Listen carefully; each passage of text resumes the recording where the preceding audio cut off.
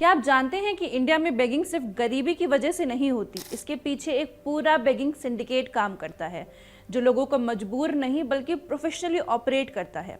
ये सिंडिकेट गरीबों, बुजुर्गों और बच्चों को एक कमोडिटी की तरह इस्तेमाल करते हैं। यहाँ तक कि कई लोग भीख मांगकर हर महीने लाखों रुपए तक कमा रहे थे। लेकिन क्या कोई शहर इस ऑर्गेनाइज्ड बेगिंग को पूरी तरह खत्म कर सकता था? इंदौर ने कर दिखाया। ये सिर्फ एक लॉ एंड ऑर्डर की कहानी नहीं है, बल्कि ये एक सिस्टमैटिक चेंज की कहानी है। आईएएस ऑफिसर आशीष सिंह, जो कि इंदौर के डिस्ट्रिक्ट कलेक्टर हैं, ने इस समस्या को सिर्फ स्ट्रीट न्यूसेंस की तरह नहीं बल्कि एक संगठित अपराध की तरह देखा।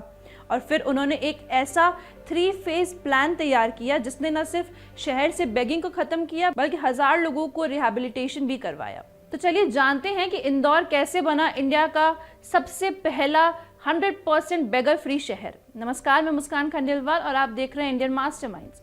अगर आपको ये स्टोरी डिटेल में पढ़नी है तो पल्लवी प्रिया ने इसको इंडियन मास्टरमाइंड्स के लिए लिखा है। Link is in the description.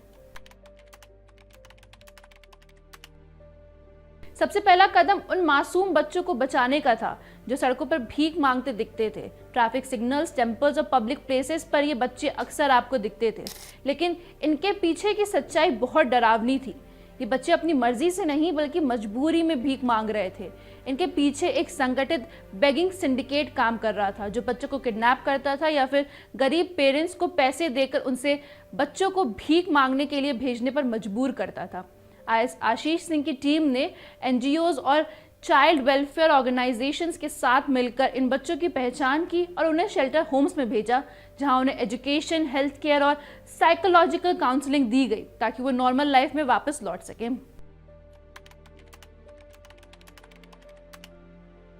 अगला स्टेप उन लोगों के लिए था जो सालों से भीख मांग रहे थे, खासकर बुजुर्ग। इन लोगों की मेंटालिटी ऐसी बन चुकी थी कि भीख मांगना ही उनका प्रोफेशन बन गया था। लेकिन जब उनसे बात की गई तो पता चला कि अगर उन्हें दूसरा ऑप्शन मिले तो वो भी सम्मान से जीना चाहते हैं। एडमिनिस्ट्रेशन ने ओल्ड एज होम्स और गवर्नमेंट स्कीम्स के जरिए इन भिखारियों को मदद दी। उन्हें उनके फैमिली से फिर से कनेक्ट किया गया। कई लोगों को स्मॉल बिजनेसेस या काम धंधे में लगाया गया। 3000 से ज्यादा लोगों को इस इनिशिएटिव के तहत भीख मांगने से हटाया गया।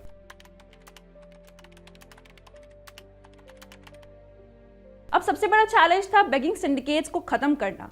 ये वही लोग थे जो गरीबों और बेसहारा लोगों का इस्तेमाल कर करोड़ों रुपए कमा रहे थे। इंदौर पुलिस और एडमिनिस्ट्रेशन की टीम्स ने मिलकर इन गैंग्स पर क्रैकडाउन शुरू किया। सर्विलांस, इंटेलिजेंस और ग्राउंड लेवल ऑपरेशन के जरिए इन माफिया नेटवर्क्स को एक एक करके खत्म किया गया। सबसे बड़ा खुलासा हुआ राजस्थान से चल रहे एक सिंडिकेट का जो इंदौर में सालों से ऑपरेट कर रहा था। आखिर क्या था यह पूरा रैकेट? राजस्थान से लोगों को इंदौर लाया जाता था, सस्ते होटलों में ठहराया जाता था। हर सुबह ये लोग अलग अलग पॉइंट्स पर भेज दिए जाते थे। रात को ये वापस होटल लौटते और सिंडिकेट का एक हिस्सा बॉस तक पहुंच जाता था। एक भिखारी तकरीबन 2 लाख महीना कमाता था, जिसमें से ज्यादातर हिस्सा गैंग के सरगनाओं को जाता था। इंदौर एडमिनिस्ट्रेशन ने इन गैंग्स को पूरी तरह खत्म कर दिया। 25 से ज्यादा लोग एक ही होटल से पकड़े गए और पूरे नेटवर्क को डिसमेंटल कर दिया गया। 3 पीढ़ियों से चला आ रहा बेगिंग बिजनेस खत्म हुआ। इंदौर में एक ऐसा मामला भी सामने आया जहां एक ही परिवार की 3 जनरेशंस भीख मांग रही थी, दादा दादी, माँ बाप और बच्चे। इन्वेस्टिगेशन में पता चला कि इनके पास अपने गांव में जमीन और संपत्ति थी, लेकिन भीख मांगना उनके लिए ज्यादा प्रॉफिटेबल बन गया था। एडमिनिस्ट्रेशन ने इस परिवार को उनके गांव वापस भेजा और सुनिश्चित किया कि वो अब से फार्मिंग करें। उनके बच्चों को स्कूल में भर्ती कराया गया ताकि उनकी अगली जनरेशन इस साइकिल में न फंसे। आशीष सिंह और उनकी टीम ने पूरे इंदौर में 40 मेजर बेगिंग हॉटस्पॉट्स को आइडेंटिफाई किया। Traffic signals, cross roads, temples, markets. इसके बाद स्पेशल टीम्स तैयार की गई जिसमें शामिल थे women and child development department, labour department, education department, municipal corporation, home guards और एनजीओज। इन टीम्स ने ग्राउंड लेवल पर काउंसलिंग, लॉ एनफोर्समेंट और रिहैबिलिटेशन का काम संभाला।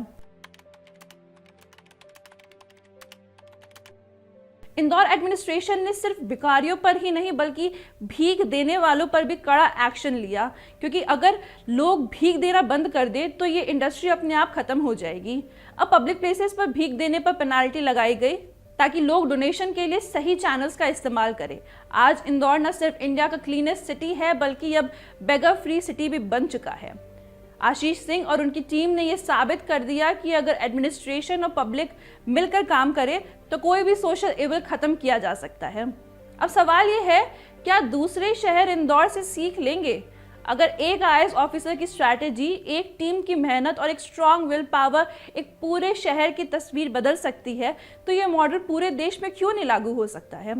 इंदौर ने दिखा दिया कि ये सिर्फ क्लीनेस्ट सिटी नहीं बल्कि सबसे प्रोग्रेसिव सिटी भी है। तो ये थी इंदौर की 100% बेगर फ्री होने की कहानी। आपका क्या ख्याल है इसको लेकर? हमें कमेंट्स में ज़रूर बताएं।